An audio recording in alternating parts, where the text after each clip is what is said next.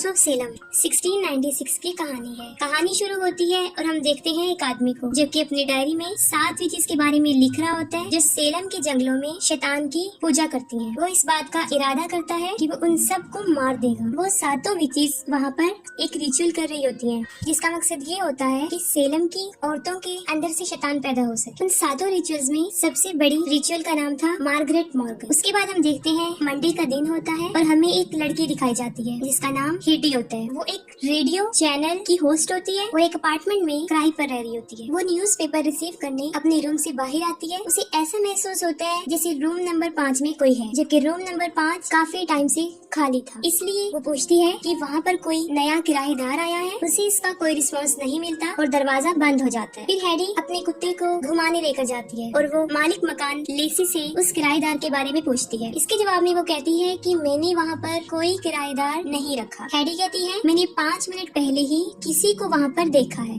लेसी कहती है मैं तुम्हारी कंफ्यूजन दूर करने के लिए एक बार रूम को चेक कर लूंगी। हेडी के जाने के बाद वो रूम नंबर 5 को देखने जाती है, लेकिन वहाँ पर उसे लॉक मिलता है। ये देखकर वो वापस आ जाती है। फिर रात को हेडी रेडियो स्टेशन से घर जा रही होती है तो उसे रिसेप्शन पर एक बॉक्स मिलता है जो उसके लिए होता है। वो नहीं जानती थी कि वो बॉक्स कहाँ से आया है। बॉक्स के अंदर एक साउंड रिकॉर्डर होता है और उसके ऊपर सिर्फ द लॉर्ड्स लिखा होता है। खैर वो उस बॉक्स को उठाकर घर ले जाती है। साथ में उसका एक कोलीग हरमन भी उसके साथ होता है। घर जाके हरमन उस रिकॉर्डर को प्ले करता है लेकिन वो उससे नहीं चलता। इसके बाद हैरी उसे प्ले करती है तो वो फौरन चल जाता है। उस टेप रिकॉर्डर में बहुत खतरनाक किस्म का म्यूजिक था। जैसे ही हैरी उसे सुनती है उसे अजीबोगरीब होना शुरू हो जाता है। इसके फौरन बाद हम 1696 का एक सीन देख रहे होते हैं। इसमें वही विचेस एक औरत के पेट से बच्चा निकाल रही होती हैं। वो उसका बच्चा निकाल लेती हैं और वो बच्चा एक आम इंसानी बच्चा होता है। ये देखकर वो बच्चे को मार देती हैं। हेडी की ये हालत देखकर हरमन म्यूजिक ऑफ कर देता है। वो हेडी से पूछता है कि क्या तुम ठीक हो। हेडी उससे कहती है कि मैं अचानक कुछ थकी हुई महसूस कर रही हूँ और मैं सोना चाहती हूँ। उसके बाद हेडी सोने चली जाती है। हरमन भी चला जाता है। हेडी अपने रूम में जा रही होती है और ऐसा लगता है कि कोई और भी उसके साथ वहाँ पर मौजूद है, लेकिन हेडी का उस तरफ जहन नहीं जाता। अगले दिन ट्यूसडे होता है और उस दिन हेडी के रेडियो स्टेशन पर एक राइटर आते हैं जिनका नाम फ्रांसिस मैथाइज होता है। उन्होंने एक बुक सैटन लेसन लिखी थी जिसका टॉपिक सेलम विचेस ही था। वहाँ वो उसी रिकॉर्डर को प्ले करते हैं और हरमन उसे द लॉर्ड्स ऑफ सेलम का नाम दे देता है। वो रिकॉर्डर अपने चैनल पर प्ले करते ही हेडी की हालत दोबारा बिगड़ने लगती है। हेडी उसे म्यूट कर देती है लेकिन वो फिर भी सुनाई दिया जा सकता था और उसको सुना जा सकता था। इसके बाद उनका सेशन कंप्लीट हो जाता है। फ्रांसिस उससे पूछता है कि तुम्हारे पास ये रिकॉर्डर कहाँ से आया है। वो कहती है कि मैं नहीं जानती कि ये मेरे पास कहाँ से आया है। फ्रांसिस घर जाकर अपनी वाइफ से अपने इंटरव्यू के बारे में पूछता है। वो कहती है मैंने सारा इंटरव्यू रिकॉर्ड कर लिया है। फ्रांसिस पूछता है क्या तुमने वो म्यूजिक भी रिकॉर्ड किया है। वो कहती है जी मैंने वो म्यूजिक भी रिकॉर्ड किया है। फ्रांसिस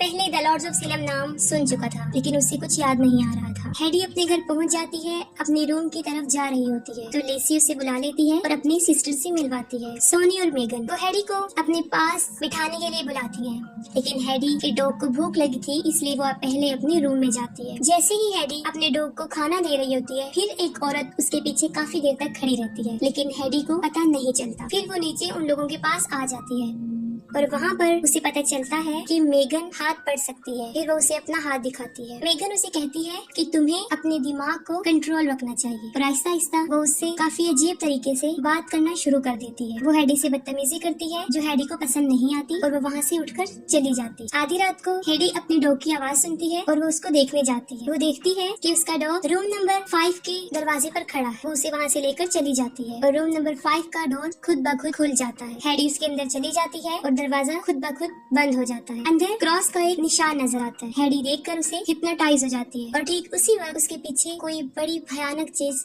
खड़ी होती है। फिर हम देखते हैं कि वही चीज जो हेडी के पीछे थी सामने से आ रही है और ऐसा महसूस होता है कि जैसे कोई जहन्नुम से बाहर आ रहा हो। दरवाजा खुल जाता है। हेडी बाहर आ जाती है और बाहर वो देखती है मार्गरेट मॉर्गन को जो हेडी से एक बच्चा मांग रही होती है। हेडी की आंख फौरन खुल जाती है। वो सोचती है कि ये ख्वाब है और दोबारा सो जाती है। फिर वेडनेसडे को हेडी अपने डॉग को बाहर लेकर जाती है और वो एक चर्च में चली जाती है। वहाँ पर फादर उससे बात करता है और देखते ही देखते वो उससे बदतमीजी करना शुरू हो जाता है और वो कहता है कि तुम्हें कोई भी बचा नहीं सकता। उसके बाद फौरन उसकी आंख खुल जाती है और वो फादर उसे बताता है कि वो यहाँ पर सो रही थी। वो फौरन भागकर बाहर आ जाती है और बाहर बैठ जाती है। फिर वो देखती है एक अजीबोगरीब आदमी जो सामने से उसकी तरफ आ रहा होता है और उसके पास एक बकरा भी होता है और देखते ही देखते वो आदमी भी गायब हो जाता है। फिर काफी ढूंढने के बाद फ्रांसिस को जोनाथन हॉथॉर्न की एक किताब हाथ लगती है जिसमें 5 पेज होते हैं जो लिखे होते हैं। उस किताब में जोनाथन ने उन 7 विचेस को द लॉर्ड्स ऑफ सेलम कहा और लिखा था कि 27 सितंबर 1696 को जोनाथन ने उन विचेस को पकड़ लिया था और मार्गरेट ने भी इस बात को तस्लीम कर लिया था कि वो शैतान की पूजा करते हैं और उनको जिंदा जलाया जा रहा था। उन पेजेस के लास्ट में कुछ म्यूजिक नोट्स थे। उस म्यूजिक को पियानो पर प्ले किया जाता है और वो सेम वही म्यूजिक बन जाता है जो हेडी को मिला था। फिर थर्सडे को फ्रांसिस उस बुक के राइटर के पास जाता है और उसी डायरी के बारे में पूछता है। इसके बदले में वो कहता है कि मेरे पास वो डायरी तो नहीं है लेकिन मैंने वो सारी पढ़ रखी है। फ्रांसिस उससे पूछता है कि क्या कोई ऐसी चीज है जो उस किताब में नहीं थी और तुमने नहीं पढ़ी। फिर वो मार्गरेट के शर्त के बारे में बताता है और शर्त ये थी कि जब मार्गरेट को जलाया जा रहा था उसने कहा था कि सेलम की रहने वाली जो बेटियां हैं उनकी पैदा होने वाली बेटियों को मार दिया जाएगा और शैतान भी उन्हीं में से पैदा किया जाएगा। फिर हेडी हरमन को बताती है कि मैं जब भी वो म्यूजिक सुनती हूँ मुझे कुछ होने लगता है। फिर सडनली हेडी को खांसी होना शुरू हो जाती है और खांसने के बाद उसके मुंह से खून आ जाता है। हरमन डर जाता है और वो फौरन एम्बुलेंस को कॉल करता है। फिर हेडी देखती है कि हरमन के पीछे कुछ अजीबोगरीब लोग खड़े हैं। उनमें से ये आदमी हरमन को टच करते हैं वो फौरन मर जाता है। फिर वो हेडी को भी पकड़ लेते हैं, वो उसका ऑपरेट करते हैं और उसके पेट को फाड़ देते हैं और एक कीड़े जैसा जानवर उसके पेट से निकालते हैं। इसके बाद दोबारा वो जाग जाती है। हेडी को समझ नहीं आ रहा होता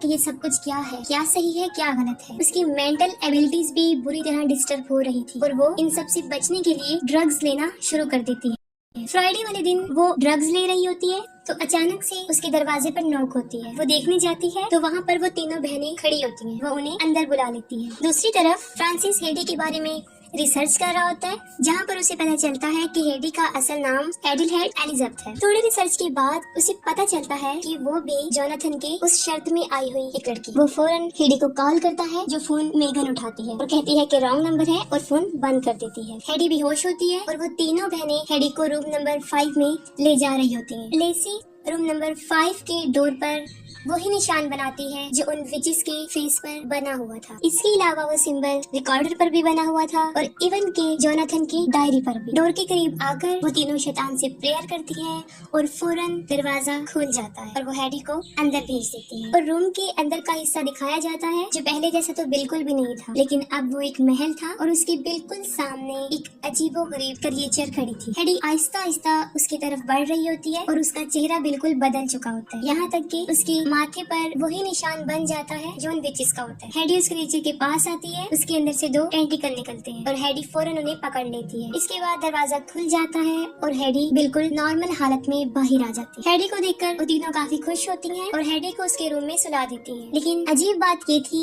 कि वो क्रिएचर भी हेडी के साथ वहाँ पर मौजूद था। इसके बाद हरमन हेडी को कॉल करता है। हेडी को कुछ याद नहीं होता जो उस रात हुआ था। वो कहता है कि आज रात हमारे स्टेशन पर कोई शो है और हमें उससे पहले मिलना है, लेकिन हेडी उसे इनकार कर देती है और फोन बंद कर देती है। लेसी हेडी के साथ ही होती है और वो उस पर मुसलसल नजर रख रही होती है। फिर फ्रांसिस हेडी से मिलने उसके घर पहुंच जाता है और दरवाजे पर लेसी होती है। वो कहती है हेडी घर पर नहीं है, लेकिन हेडी घर पर ही होती है। लेसी कहती है कि तुम अंदर आ जाओ और हेडी का वेट कर लो। अंदर वो तीनों बहनें उससे मुख्तलिफ सवालात करना शुरू कर देती है। फ्रांसिस उन्हें बताता है कि हेडी से मैं रेडियो स्टेशन पर मिला था और वहाँ पर द लॉर्ड्स ऑफ सेलम का रिकॉर्डर भी सुना था और मेरे पास कुछ इम्पोर्टेंट इन्फॉर्मेशन है जो मुझे हेडी को देनी है। और यहाँ से बात खराब होना शुरू हो जाती है। लेसी फ्रांसिस से काफी बदतमीजी करती है। फ्रांसिस उसे इग्नोर करता है, लेकिन सिचुएशन काफी खराब थी। वो जैसे ही उठकर जा रहा होता है, सोनी उसके सर पर पेन से वार करती है और वो नीचे गिर जाता है। फिर वो उसी पेन से उसे बहुत शदीद मारते हैं और उसकी जान ले लेती है। फिर रात को शो के लिए हरमन उसे लेने आता है। फिर से वो तीनों वहीं पर खड़ी होती हैं।